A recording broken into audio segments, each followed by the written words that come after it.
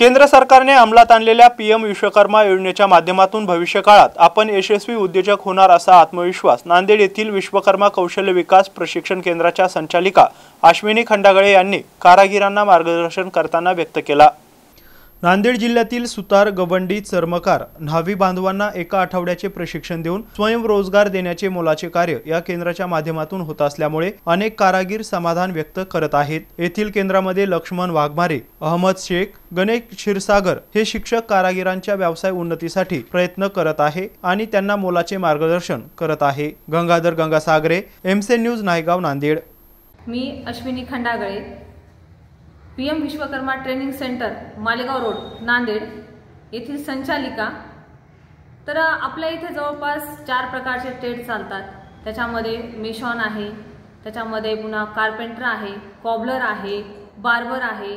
अशा प्रकारचे 4 सेंटर सध्या 4 ट्रेनिंग बॅचेस सध्या सुरू झालेले आहेत आणि हळूहळू आपला हा प्रयत्न आहे की इथे जास्तीत जास्त आपण बॅचेस स्टार्ट करावं किंवा जास्तीत जास्त ट्रेड आपण सुरू करावे। आतापर्यंत इथनं जवळपास 2 बॅच पास आउट झालेले आहेत। त्याच्यामध्ये कॉबलर आणि कार्पेंटर याच्यामध्ये 200चे जवळपास विद्यार्थी आपल्याकडनं पास आउट झालेले आहेत आणि काही लोकांना त्याचा लाभही मिळालेला आहे। जसं की केंद्र शासनाने सांगितलेलं आहे की ट्रेनिंग केल्यानंतर त्यांच्या अकाउंटला 4000 रुपये मिळतील।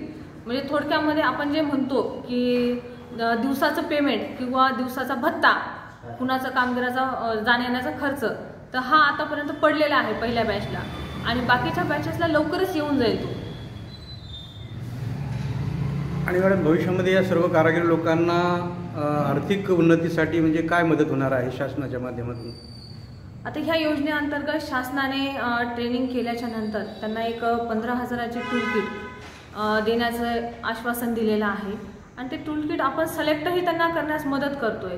तर हे ॲडव्हान्स लेवलचे जे टूल किट्स आहेत हे त्यांना निश्चितच कामामध्ये मदत करतील, कारण डिजिटल इंडिया म्हणतोय आपण। तर आतापर्यंत रंदा वगैरे ह्या वस्तू यूज व्हायच्या, पारंपरिक पद्धती किंवा पारंपरिक वस्तू वापरायचे लोक।